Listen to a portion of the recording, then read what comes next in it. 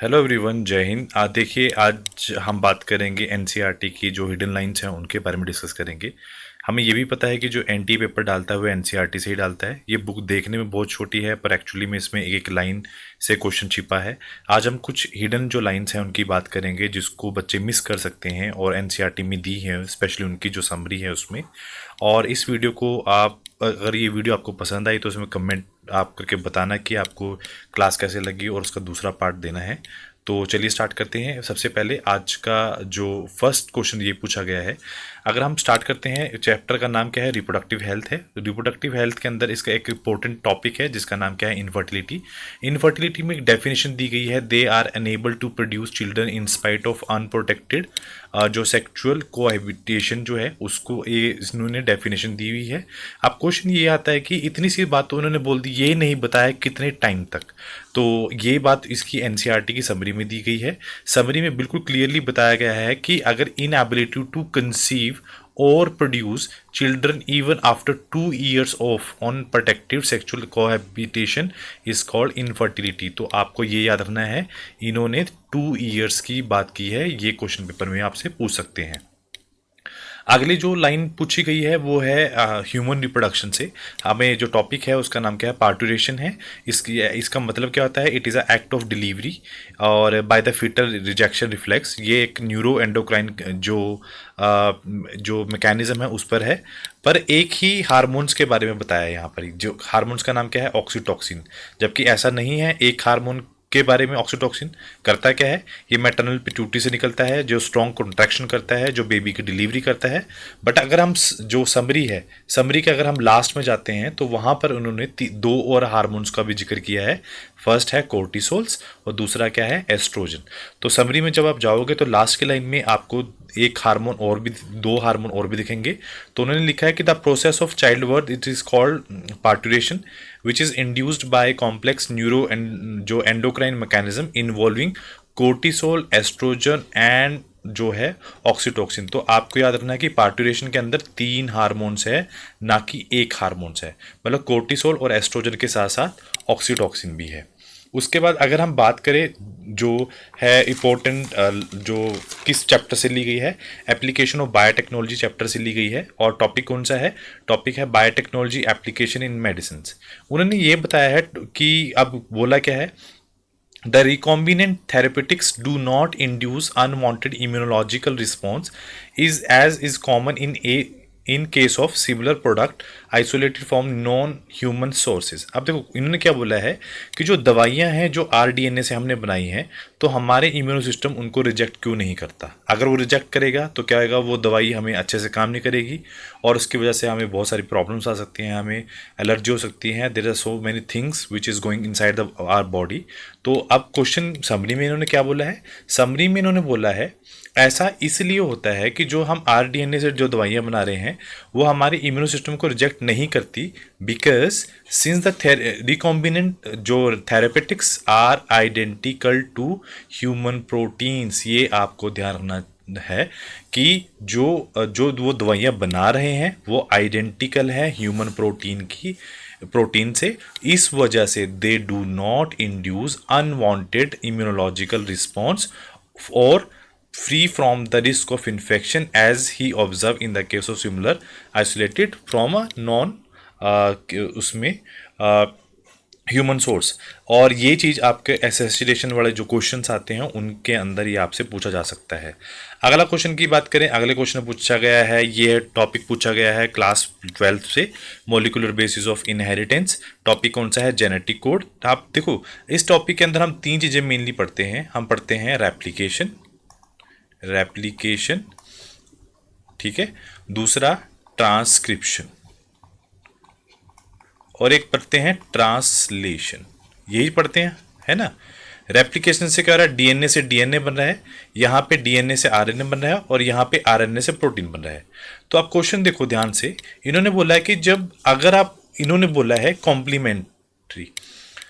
हमेशा ध्यान रखना जब भी अगर कॉम्प्लीमेंट्री की बात इन्होंने की है, आप ये याद रखोगे, इसने यहाँ पे बोला है कि जो रेप्लिकेशन है और ट्रांसक्रिप्शन है, मतलब ये दो, पहले दो हैं, इनके अंदर ये क्या करते हैं? Copy to form another nucleic acid. तो ये क्या कर रहे हैं? एक कॉन्सेप्चुलाइज है on the basis of complementary. तो अब क्वेश्चन ये है कि दोनों को दोनों जो पॉइंट्स हैं ये कॉम्प्लीमेंट हो रहे हैं, तभी तो ये न्यूक्लिक एसिड बना रहे हैं अपना उसके अंगेस्ट बना रहे हैं। तो ये चीज ट्रांसलेशन पर नहीं होती। ये चीज समझ आई आपको? पहले याद रखना है कि जो रेप्लिकेशन है ट्रांसक्रिप्शन है वहां पे कॉम्प्लीमेंट्री बेसिस ऑफ कॉम्प्लीमेंट्री जो प्रिंसिपल है वो चल रहा है, ट्रांसलेशन पे नहीं चल रहा है। अब क्या है टेक्स्ट, अब मैं को ये बताना चाह रहा हूँ कि जो रूल है कॉम्प्लीमेंट्री का, द बेसिस जो रूल है वो सिर्फ दो लोगों पे चलता है, एक तो रेप्लिकेशन पे चलता है, एक ट्रांसक्रिप्शन पे चलता है, और उस पे ट्रांसलेशन पे वो नहीं चलता, क्योंकि ट्रांसलेशन पे हम आरएनए से प्रोटीन बनाने जा रहे हैं, अमाइनो एसिड बनाने जा रहे हैं। बट अगर आप इसकी जो समरी है उसमें जाकर देखोगे तो उन्होंने बोला है कि genetic code read again on the basis of principle of complementary by tRNA that act as a adapter molecules. That means जब भी जेनेटिक कोड को हम रीड करते हैं, मतलब जब टीआरएनए को अमाइनो एसिड को लेकर आ रहा है, वो कॉम्प्लीमेंट्री पर लेकर आ रहा है, वो पढ़ा ना आप लोगों ने कि एंटी कोडोन और कोडोन। इसका मतलब क्या है, आपको लास्ट में ये बताना चाह रहा है कि जो जो ये प्रिंसिपल है कॉम्प्लीमेंट्री, 3 लोगों पे चल रहा है, 2 लोगों पे नहीं है ये। एक तो रेप्लिकेशन पे चल रहा है, एक चल रहा है ये ट्रांसक्रिप्शन पर, और दूसरा जेनेटिक, तीसरा जो है वो जेनेटिक कोड पर है। ये याद रखोगे, और ये भी याद रखोगे ट्रांसलेशन पर ये नहीं चलता है। ये हिडन लाइन है, ये क्वेश्चन आपसे पूछा जा सकता है। उसके बाद अगर नेक्स्ट क्वेश्चन पूछा गया है इकोसिस्टम से, और बहुत सारे क्वेश्चन पूछे जाते हैं प्रोडक्टिविटी से, कि सवाल आता है इसकी डेफिनेशन हमें पता है, the rate of biomass production for the it is called productivity. पर अगर आप इसकी जो वो है जो इसका मेन समरी है, वहाँ पे इन्होंने क्या बोला है कि जो प्राइमरी प्रोडक्टिविटी है वो rate of capture the solar energy और अब बायोमास। इसका मतलब क्या है, हम लोगों ने यही पढ़ा है ना कि इकोसिस्टम प्रोडक्टिविटी पर सवाल आए हैं, हमें पता है। इसका मतलब ये है कि कितनी फोटोसिंथेसिस कर रहा है प्लांट, ये तो हमने पढ़ा है कि पिछले वाले में, ठीक है जी, प्राइमरी प्रोडक्टिविटी आपने बोल दिया। बट समरी में कुछ और ही बताया है। समरी में ये बताया है कि वो सिर्फ फोटोसिंथेसिस नहीं, वो rate of capture of solar जो एनर्जी है उसको भी आप प्राइमरी प्रोडक्टिविटी में कंसिडर करोगे। ये चीज़ इसने बोली है। उसके बाद अगर हम नेक्स्ट जाएं, तो अगर हम हार्मोन्स का जो लास्ट चैप्टर है उसमें बोला गया है कि जो थायराइड हार्मोन्स है वो क्या क्या इंपॉर्टेंट रोल करता है। वो बीएमआर जो है उसको चलाता है, उसके साथ साथ वो आरबीसी जो एरिथ्रोपोइसिस है उसकी फॉर्मेशन भी कर रहा है। ये तो उसने हार्मोन्स बोले हैं। उसके साथ साथ कि ये कंट्रोल करता है मेटाबॉलिज्म ऑफ कार्बोहाइड्रेट, प्रोटीन और फैट्स का, ये सारी चीज़ें तो उसने बोली हैं। बट अगर आप जब इसके उसमें जाओगे, जो समरी है उसमें जाओगे, तो वहाँ पे उसने बोला है development and maturation of CNS, की जो थायराइड ग्लैंड है वो आपका जो डेवलपमेंट है और मैच्योरेशन कर रहा है, सेंट्रल न्यूरल जो सिस्टम है उसको भी डेवलपमेंट में कर रहा है। वो करता रहा है, साथ साथ बीएमआर वगैरह सब कुछ चेक कर रहा है, उसके साथ साथ जो एरिथ्रोपोइसिस। तो आप इस लाइन को बिल्कुल भी नज़रअंदाज नहीं करोगे। उसके बाद अगला क्वेश्चन है आपका सेल में ये बोला गया है the smooth endoplasmic reticulum is the major site for synthesis of lipids. ठीक है जी, हमें पता है जो जो रेडनी वो है आपका एंडोप्लाज्मिक रेटिकुलम है, वो 2 तरह का होता है, आर होता है और एक SER होता है। जो आर होता है उसके ऊपर वो जो क्या करता है, प्रोटीन सिंथेसिस करता है, सेक्रीशन में हेल्प करता है। जबकि जो आपका SER है वो मेजर काम क्या करता है, वो सिंथेसिस करता है मेनली लिपिड्स की। उसके साथ साथ आप ये भी याद रखोगे, और क्या काम है, एंडोप्लाज्मिक जो रेटिकुलम है वो ट्रांसपोर्ट करता है सब्सटेंस, क्या करता है, सिंथेसिस करता है प्रोटीन, उसके साथ लिपोप्रोटीन और ग्लाइकोजन को बनाने में वो हेल्प कर रहा है। ये भी चीज़ आप याद रखोगे। उसके बाद अगला क्वेश्चन पूछा गया है मिड ब्रेन में। मिड ब्रेन के बारे में हम देख लेते हैं। मिड ब्रेन में इन्होंने बताया है एनसीईआरटी ने कि ये लोकेटेड होता है थैलमस और hypothalamus of the forebrain and pons of the hindbrain, और एक कैनाल होती है जिसको आप सेरिब्रल एक्विडक्ट बोलते हैं, जिसके थ्रू मिड ब्रेन पास होता है। और dorsal portion of the mid brain क्या होता है, mainly 4 round of swelling lobes होते हैं जिसको कॉर्पोरा क्वाड्रिजेमिना बोलते हैं। पर इसके जो मेनली फंक्शन जो बताए गए हैं, इसको फंक्शन यहाँ पे नहीं डिस्कस किए गए हैं। इसके जो फंक्शंस हैं वो डिस्कस किए गए हैं समरी में। तो आपको याद रखना है कि जो मिड ब्रेन है वो रिसीव करता है an integrated visual, tactile and auditory inputs, और हाइंड ब्रेन क्या किससे बना है? पोन्स, सैरिबेलम और मेडुला से।